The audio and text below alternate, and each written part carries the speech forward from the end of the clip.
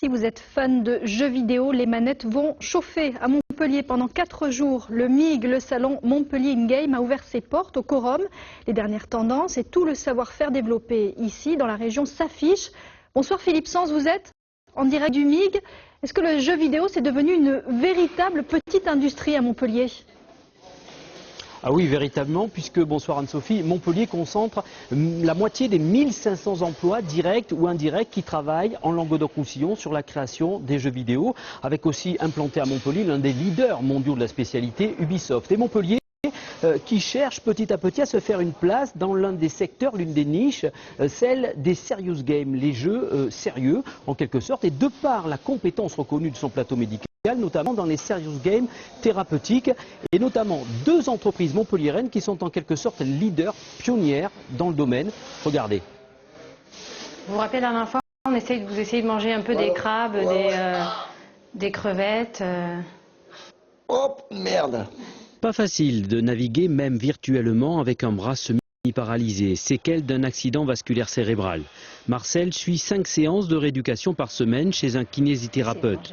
Mais depuis quelques mois, il teste aussi à domicile Voracifiche, un jeu vidéo interactif thérapeutique. Si Marcel a de petits mouvements, on peut les accentuer à l'écran, ou inversement, si on veut qu'il fasse de grands mouvements, on va diminuer au niveau de la barre de réglage pour justement pour le forcer à faire de grands mouvements. Les thérapeutes peuvent suivre les progrès. Chaque mouvement, chaque séance sont enregistrées. À l'origine de Voracifiche, Genius Interactive, une société spécialisée dans les serious games, les jeux dits sérieux, éducatifs ou formateurs.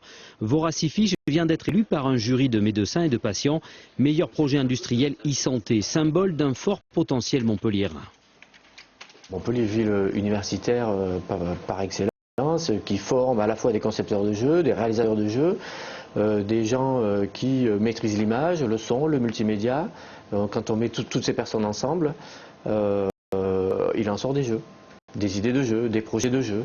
Quand on les relie avec le monde de la santé, on arrive à faire des jeux santé. De nombreuses pathologies peuvent donner lieu à des jeux et donc des débouchés. Le prochain projet doit servir aux malades d'Alzheimer et à leurs familles, mais aussi à former le personnel médical qui les a en charge. Donc là, c'est le patient, il se balade et du coup, il n'est pas du tout à sa place. En fait, ça va être après à l'infirmière de réagir par rapport à cette situation-là. Un marché qu'aborde aussi une toute jeune entreprise du secteur, Naturalpad, avec un autre jeu interactif pour les hémiplégiques, Hammer & Planks. C'est plus facile de faire ça sur le domaine du serious game à but thérapeutique. Il y a moins d'acteurs sur ce domaine-là que sur le jeu grand public. Et il y a beaucoup de personnes motivées sur le terrain. Donc nous, ce qu'on rencontre dans les hôpitaux, aux cliniques, chez les kinésithérapeutes, ergothérapeutes, les gens sont vraiment preneurs. Les 2 jeux sont actuellement en test hospitalier. Une fois validés, ils pourront alors être prescrits et même remboursés par la sécurité sociale. Philippe, est-ce qu'on peut dire que dans le jeu vidéo, il y a une Montpellier Touch ?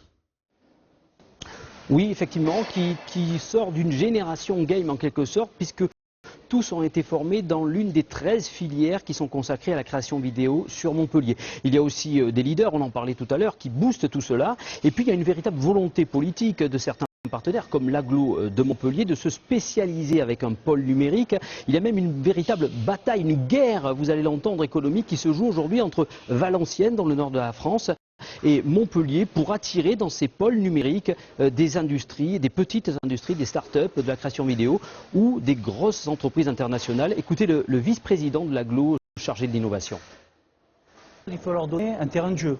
C'est-à-dire qu'il faut absolument, le numérique demande un certain nombre d'infrastructures extrêmement puissantes, du très haut débit, parfois des locaux adaptés, enfin il faut parfois des grands espaces pour pouvoir développer et puis après il faut être capable de se reconcentrer pendant les périodes de non-développement. Donc il faut de l'infrastructure, c'est ce que nous sommes en train de faire, c'est ce que nous avons l'intention de créer dans le nouveau quartier OZ, dans lequel nous allons dédier pratiquement 100 000 m² au numérique, avec un secteur dédié aux jeux vidéo. Et puis derrière, il faut être capable de pouvoir donner des prestations économiques, c'est-à-dire peut-être être caution pour des emprunts, peut-être abonder dans un certain nombre de niches fiscales. Valenciennes, qui a la chance d'être proche de Lille, pas loin de Paris, et qui s'est accoquiné avec la Belgique, a un certain nombre d'atouts. Mais nous avons ici d'autres atouts. C'est une guerre, donc il va falloir qu'avec les services de l'agglo, nous commencions à travailler sur toute une batterie de mesures pour favoriser l'implantation d'entreprises. Ça sera fait dès le premier trimestre 2013.